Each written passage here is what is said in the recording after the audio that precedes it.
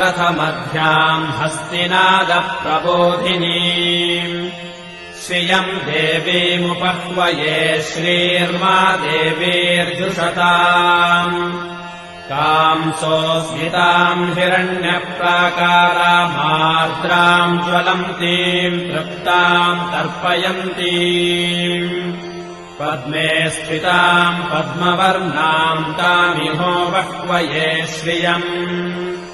चन्द्राम् प्रभासाम् यशसा ज्वलन्ते श्रियम् लोके देवजुष्टामुदाराम् ताम् पद्मिनीमेम् शरणमहम् प्रपद्ये अलक्ष्मीर्मे नश्यताम् त्वाम् वृणे आदित्यवर्णे तपसोऽधिजातो वनस्पतिस्तव वृक्षोऽथ बिल्वः तस्य फलानि तपसानुदन्तु मायाम्